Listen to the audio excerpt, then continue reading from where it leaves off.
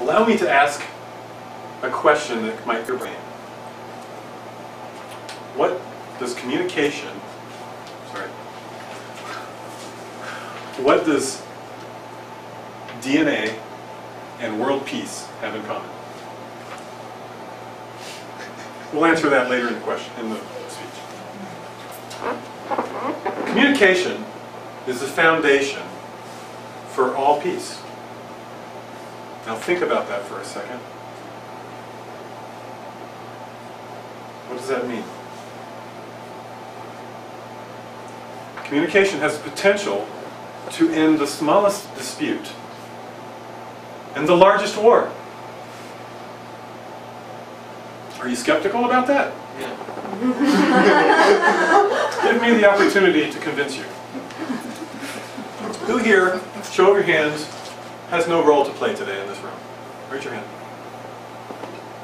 Why do you think you have no role?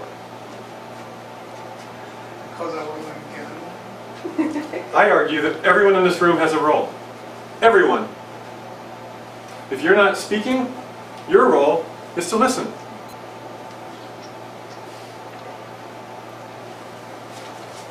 Toastmasters teaches us how to speak. But they also teach us how to listen, don't they? We actively listen in order to provide feedback to the speakers.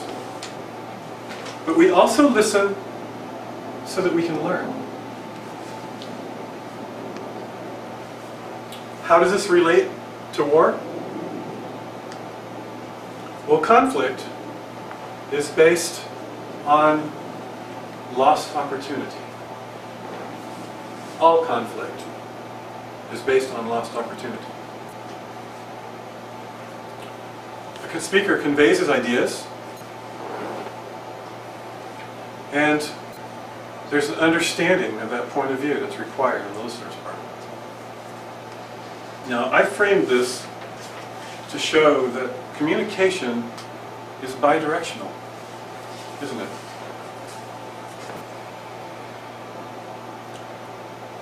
Another way of looking at this is communication is a contract between the speaker and the audience. Both parties have roles and responsibilities in a proper communication. The speaker, of course, provides the information on one side, and the audience is obligated to listen to that and understand it. Now, you don't have to agree with what the speaker says. Heck, you don't even have to like the speaker. But you do need to listen, and you need to understand what the speaker is trying to communicate. And you need to empathize with what the speaker's point of view is. So I'm going to ask the question again. Who in this room has a role to play today? Raise your hands. All hands go up. Thank you. When I was a young Boy Scout, many, many years ago, as a Boy Scout leader, we took a communication class called GGI. This is the old term that we used to use in scouting. They don't use it anymore, but it stands for, interestingly enough, giving and getting information. That's what we called communication back then. And it's so accurate, isn't it? This is exactly what we should be doing in this room right now.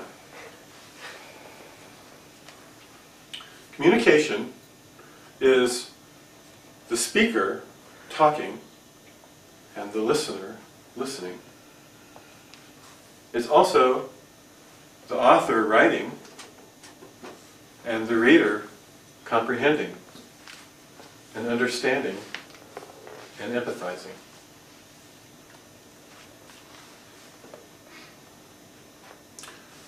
I would argue the most important role in this communication contract is the listener. The speaker can spend hours and hours and days preparing material to present to his audience. And he can do an awesome job doing that presentation. If the audience isn't listening, there's no communication. Why are we even here? the speaker has an obligation to check that his audience is understanding what he's saying. That's true. The audience also has that obligation to pay attention and to listen.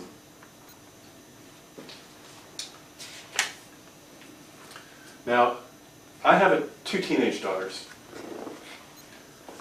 and they're just learning about the importance of this communication link.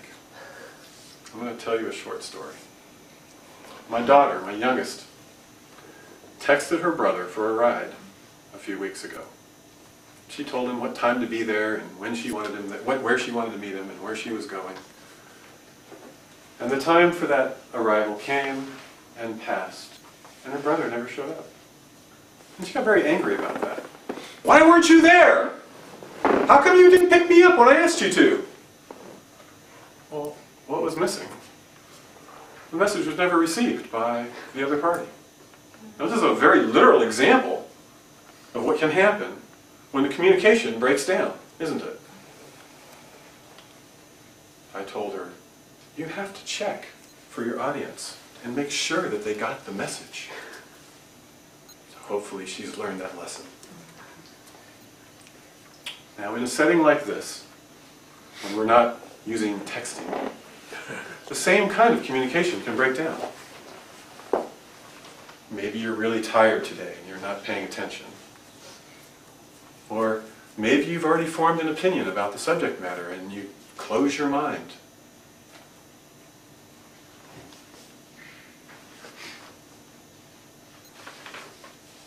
Perhaps the material that's being presented is a little too complex for you to understand. Now, I know that won't happen in this room. Nevertheless, the speaker has an obligation to listen to his audience, to pay attention, and make sure that that message is getting through. And how do we do that? Eye contact, body language, facial expressions, right? Sometimes the audience will laugh, or applause. All of these are signals to the speaker that the audience gets what he's trying to communicate. And of course, the speaker can ask questions too. Now, sometimes we forget that communication is not the same thing as information.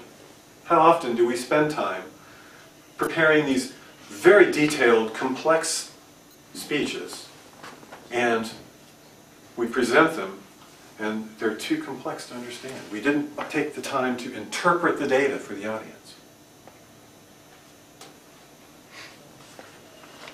Now I'm going to go back to my original question.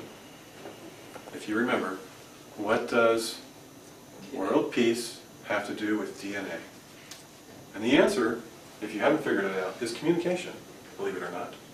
Now, DNA is the most primitive form of communication because when a single cell splits into two, that information actually goes across two different ways.